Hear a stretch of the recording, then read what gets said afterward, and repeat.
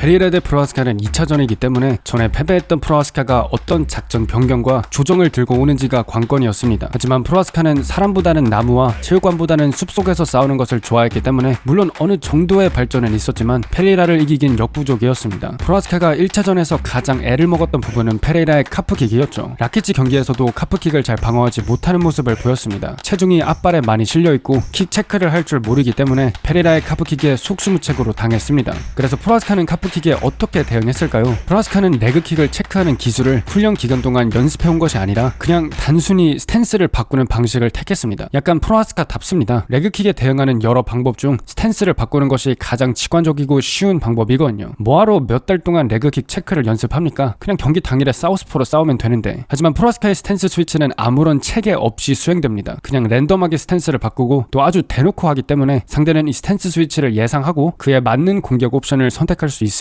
참고로 공격 도중에 스탠스를 바꾸면 상대가 스탠스 스위치를 잘 알아차리기 어렵습니다. 슈노말리는 프론트킥을 차고 찬 다리를 앞에 두는 방식으로 몰래 스탠스를 바꾸기도 합니다. 이렇게 스탠스 스위치가 뻔했기 때문에 페레이라는 프로하스카의 전략에 아주 잘 대응할 수 있었습니다. 오소독스로 서 있을 때는 뒷발 레그킥을 사용하고 사우스포로 서 있으면 앞발 레그킥을 통해 말처럼 날뛰는 프로하스카를 공격했습니다. 또 페레이라의 잽 카프킥 콤보는 정말 예술입니다. 이 두 공격은 상호 보완적이기 때문이죠. 잽을 칠 때는 앞발에 무게가 실려 카프킥에 취약하고 카프킥을 찰 때는 균형이 불안정하고 몸이 정면을 바라보기 때문에 간결한 잽에 취약합니다. 따라서 잽과 카프킥 이 두 공격은 공격 측면에서 밸런스가 아주 잘 맞습니다. 페레이라와 잽 싸움을 하려고 하면 카프킥에 두들겨 맞고 페레이라와 카프킥 싸움을 하려고 하면 잽에 맞습니다. 이런 식으로 페레이라는 이 두 공격을 정말 잘 활용합니다. 이제 페레이라의 유명한 레프트 훅을 봅시다. 1라운드의 레프트 훅으로 프로하스카를 다운시킬 수 있었습니다. 이때 페레이라의 피벗의 활용이 아주 뛰어났습니다. 프로하스카가 달려들 때 페레이라는 뒤로 살짝 빠지고 피벗하면서 새로운 각을 만들었습니다. 황소가 돌진해서 달려들 때 살짝 옆으로 빠지면 와다닥 달려드는 황소가 목표를 잃는 것처럼 프로하스카가 직선으로 달려들 때 페레이라는 살짝 대각선으로 빠지면서 카운터 기회를 새로운 각에서 만들 수 있었습니다. 또 프로하스카의 양손을 보시면 상태가 별로 좋진 않습니다. 한 손으로는 잽을 열심히 치고 다른 손은 거의 배꼽을 긁고 있거든요. 물론 가드 없는 스타일도 충분히 효과적일 수 있지만 죽음의 레프트 훅을 가진 페레이라 상대로는 잽을 칠 때 반대 손을 올리는 게 좋지 않을까 생각해봅니다. 개인적으로 프로하스카의 가장 큰 단점은 타격 디펜스 부족이라 생각합니다. 그냥 껑충거리면서 달려들면 물론 공격 기회 자체는 많아지겠지만 머리 움직임 전혀 없이 가드 없이 무작정 달려들면 상대의 공격에 아주 취약해집니다. 경기는 페레이라의 깔끔한 스위치 헤드킥으로 마무리됩니다. 페레이라는 헤드킥을 자주 차진 않습니다. 주로 레그킥, 바디킥으로 아래로 왔던 킥이 갑자기 위로 올라가니까 프로하스카도 예상하지 못했던 모양입니다. 이 장면을 보면 기본기의 중요성을 알 수 있습니다. 프로하스카는 타격 디펜스가 습관화되어 있지 않습니다. 항상 가드를 올리고 있거나 항상 잽을 던진 다음 머리를 움직이거나 이런 방어적인 동작이 습관처럼 몸에 배어있지 않습니다. 대신 프로하스카는 상대의 공격에 그때그때 즉흥적으로 반응합니다. 머리를 가만히 두다가 공격이 오면 그제서야 슬립하고 평상시에 가드를 내리고 있다가 킥이 날아오면 그제서야 가드를 올립니다. 이렇게 방어를 디폴트 모드로 자동으로 하는 게 아니라 그때그때 즉흥적으로 반응해야 하기 때문에 이런 접근은 순수 반응 속도에 많이 의존하게 됩니다. 경기 후반부로 가서 지치거나 펀치를 많이 맞아서 머리가 띵 하면 반응 속도가 느려져 제대로 된 방어를 할 수 없습니다. 또 나이가 들어 신체 능력이 저하되면 반응 속도가 더욱 느려져 해당 현상이 악화될 수도 있습니다. 마지막으로 케이지 레슬링을 봅시다. 프로하스카의 케이지 레슬링을 보면서 페레이라의 장단점을 확인할 수 있습니다. 장점으로 페레이라는 월 워킹을 정말 잘합니다. 상대가 테이크다운을 시도했을 때 케이지의 등을 기대 균형을 잡고 넘어지지 않는 기술이 아주 뛰어납니다. 브라우비치 경기나 프로하스카 1차전이나 브루노 실바 전에서도 케이지 벽을 활용해 균형을 잡고 테이크다운을 방어하는 능력이 뛰어나 보입니다. 하지만 문제는 페레이라는 이렇게 넘어지지 않는 단계까지는 잘하는데 최종적으로 상대의 그립을 풀고 케이지에서 완전히 빠져나가는 능력이 부족합니다. 단순히 넘어지지 않는 것도 물론 중요합니다. 하지만 최종적으로 상대의 그립을 풀고 열린 공간으로 나와야 테이크다운 디펜스가 의미를 가집니다. 페레이라는 케이지에 갇혀 잘 빠져나오지 못하는 모습을 종종 보였습니다. 따라서 제 생각에 다게스탄 스타일처럼 바디락을 잡은 다음 여러 테이크다운을 체인해서 연결하는 식의 공격이 페레이라를 많이 힘들게 할 것 같습니다. 왜냐면 케이지에 계속 갇힌 상태로 반복적으로 넘어졌다 일어났다를 반복할 거기 때문에 체력이 빨리 소진되고 상대의 그립을 풀어 열린 공간으로 가지 못하기 때문에 페레이라가 원하는 타격 공간을 경기 내내 확보하지 못할 수도 있습니다. 제가 한동안 영상을 올리지 못했는데 이제 그래도 다시 좀 주기적으로 활동할 계획입니다. 최근에 격투기 훈련도 못하고 있다가 요즘 또 다시 제대로 하고 있습니다. 긴 공백 정말 죄송하고 다음 영상에서 뵙겠습니다. 감사합니다.